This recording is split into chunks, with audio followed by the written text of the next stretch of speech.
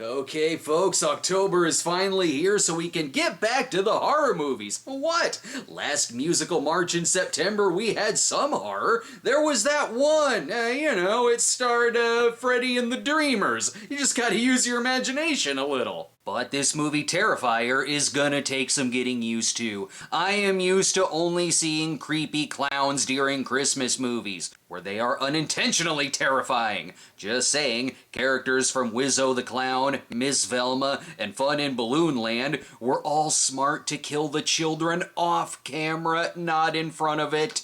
Terrifier is written, directed, and edited by Damien Leone, clearly Sergio Leone's adopted son from Satan. So you know this will be well made and scary. It tells the story of Art the Clown, spending Halloween stalking some girls, which is what happens when your town doesn't have a strict evil dies tonight policy. Art the Clown began life in short films for the director, such as The Ninth Circle in 2008, then the short Terrifier in 2011, and then in the 2013 anthology film All Hallows Eve. With his start in short films, that makes it kinda poetic that the sequel, Terrifier 2, is 2.5 hours long. But the big break for director Leone and Art the Clown came in 2016 with the full-length cult hit Terrifier, made after a successful Indiegogo campaign. It really is the best place to go finance movies about killer clowns. Produced by Dread Central, this is good news.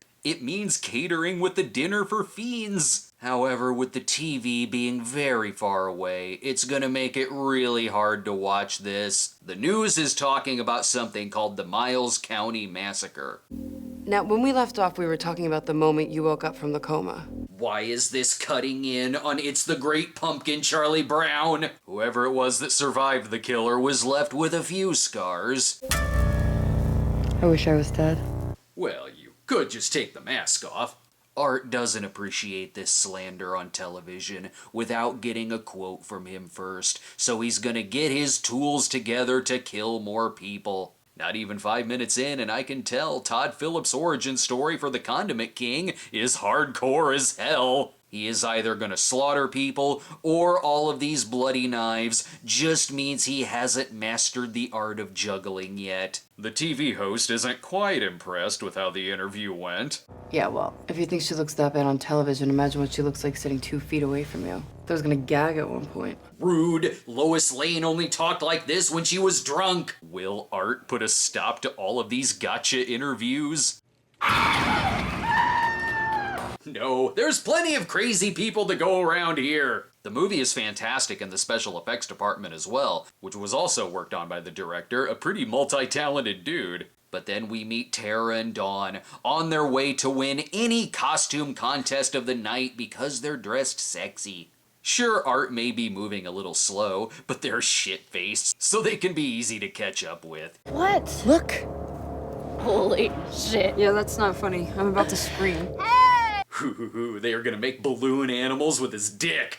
After getting some pizza at the place that has the best restroom for the time being. Oh, here we go. that was the longest piss I've ever taken. White Claws will do that to you.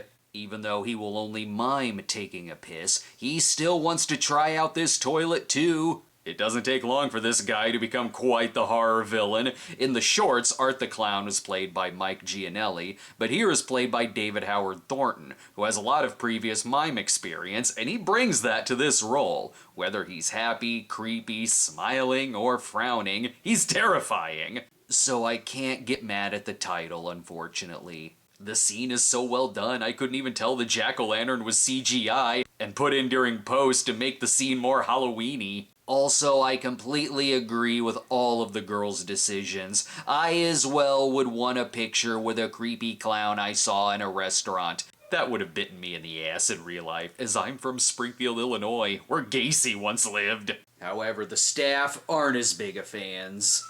What can I get for you, buddy? Hey. Hello? Just bring him a bowl of marinara for his rubber chicken. Ooh. Ooh, it's that classic clown bit, getting a ring from a machine and proposing. Why do people say we need the purge? We already have it. It's called Halloween night. We can do anything. Okay, not for nothing, but that's the nicest thing a guy has done for you all night. Seriously? Problems at the frat house. But now we see one of the first casualties, the once great restroom. You fucking freak! Get over here! All night with you fuck! Or he was caught putting magic coins in the stuffed crust. What do you think that guy did in there? Who knows? I just told you! Art's having a much lazier night. Sure, he slashed their tire, but it was much more hilarious the previous year, when he simply put a big boot on it. Sadly, they're stranded and need a ride. This is after cell phones ruined slasher movies, but before Lyft and Uber really ruined slasher movies. What if that guy did this to your car? What guy? The clown? He knows this is your car. He saw us getting into it earlier. It means he's jealous of your car, because he could pack 20 of his friends in here more comfortably than in his clown car. By the way, Art was kicked out for spraying shit everywhere in the bathroom, including writing his name in feces. And yes, he made a jack-o'-lantern out of Steve the manager's head, but that's still better than cleaning up poo. My wife says that all the time when she cleans the bathroom after I eat Reggie bars, or anything else for that matter. This movie loves bathrooms. I really have to pee. Sorry, Art's already marked his territory. This is a shittin' movie now. Sure, she could find a bush to piss in, but it's a much better idea to ask this stranger to go inside. Just let her use the bathroom, for God's sake! She'll make it worth your while! Also, the offer to treat your dick like a balloon animal is still on the table. And when we come back, you'd better flush.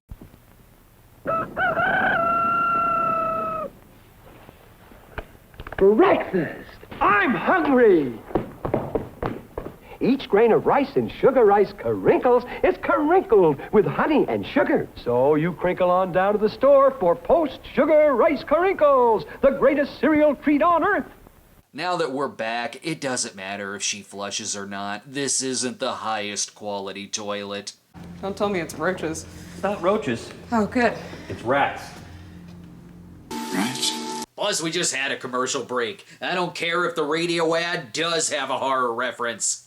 Craven's Halloween Superstore, the brand new Halloween Superstore. I don't know. I'll go to Carpenter's Halloween store. I'll be the Invisible Man. No one dresses like that. Things are getting more serious than you think. The radio broadcast says to keep an eye out for Art, plus the ambulance that drove by was a real ambulance that happened to just drive by. It's a slasher movie where people are really getting killed in this universe. That makes it okay when Art comes in the car. There's an ambulance close by. Just hold on to your severed head for a little longer. We may be able to get that stitched up. Normally, it's not the best idea to follow a strange sound in a scary building, but this time I'll allow it. She has to make sure Lloyd is okay. Lloyd's fine. He's got a crazy cat lady. You don't have to say a word. Your eyes tell me everything. I also don't understand the bye-bye man, but this lady doesn't seem so bad. This is my daughter, Emily. Say hello to the pretty young lady. Creepy, sure, but she's not smearing her name in feces, so I'll give her a few more minutes of my time. And then it's out the door and back to our walk of shame.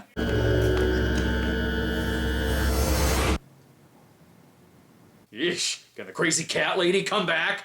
Tara is right to hide, but he seems like an easy enough villain to defeat. Just tell him he's inside of an invisible box. There's gotta be some place nearby that's open.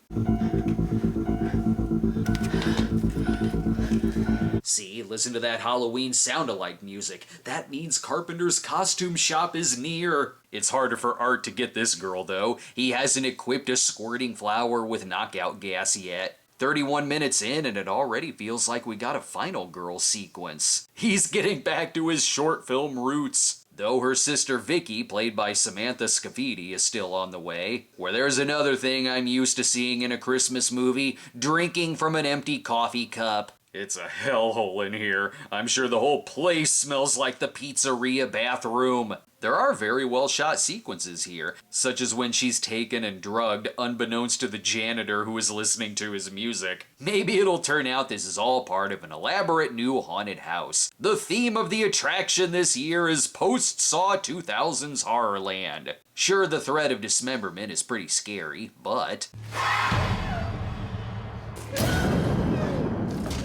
it's the teasing that's very humiliating. And look, I can't show you the naked Dawn who was cut in half with a hacksaw. Just know it's really messy. All of the actors take their roles seriously. Jenna Cannell remained tied up between takes to keep in character, but eventually, you gotta get the hell out of there. He'd probably catch up to her more quickly if he used his invisible rope that he could tie around anything with one simple throw. Although I do love this surprising move from a slasher villain.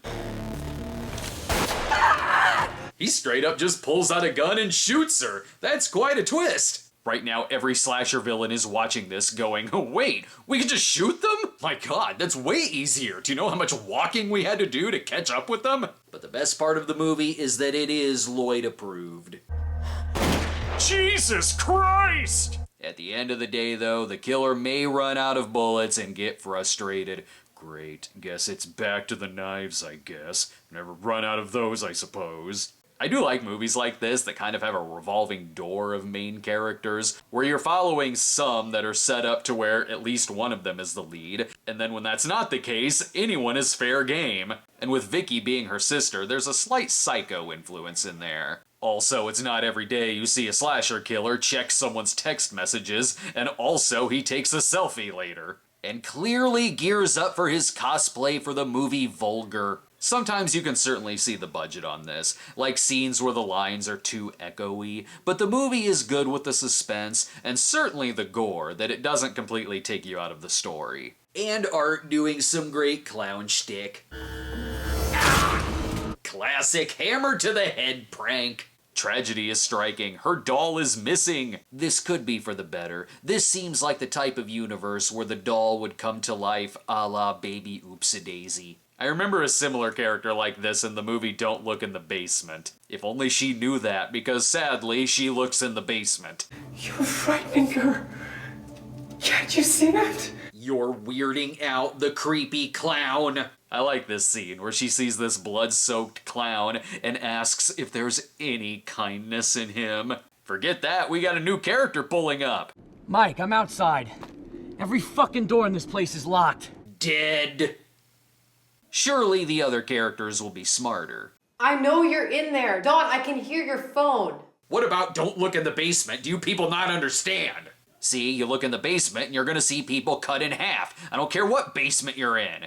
And no, picking a different set of steps won't make it any better. In fact, there's way more bodies down there, and one of them is Alice Cooper. Sadly, I can also not show you Art walking around in naked woman's skin like a cross between Leatherface and Buffalo Bill. But here's Vicky trying to get out of a window, and here's this guy figuring out how to get inside, and then he does. Sadly, he will have to raise the orphan doll as his own. Or not, because I was correct. That guy does die. Let's take another commercial break so we can show another creepy clown commercial. Any way is the right way to eat cereal, as long as it's post-sugar rice crinkles, the greatest cereal treat on earth. You see, any rice cereal's a circus of fun, as long as it's post-sugar rice crinkles. We're back, and Art is again getting in touch with his inner jigsaw. He wants to play a game called Let's See What Happens When I Eat Your Face. The only way to survive is hide. Don't go in that thing either! Whoopsie, you failed. So, plastic to the face. And I love his reaction to that not working. Huh, did not know they could rip the plastic. That's news to me. The movie still gets brutal no matter what character it is. Just because you're set up like you're the final girl doesn't mean he won't go Passion of the Christ on you for about a minute. until being saved by someone who will also be dead. This is still one of my favorite characters, only because I could easily take this guy and put my face on him for the title card of a new movie review. Still shouldn't have said he was my favorite character though, because yes, dead. Where this clown is gonna break out his deadliest weapon yet. Leave me alone! Driving her insane with a horn. It's unfortunate there isn't a higher soundtrack budget, because this song may have been a little perfect. The movie more or less goes where you think it will, where it looks like he's dead, then Vicky is the disfigured woman being interviewed at the beginning of the film, and it goes right into the opening of Friday the 13th, the final chapter, where it's almost Axel's morgue, except he doesn't put a donut on top of the bodies.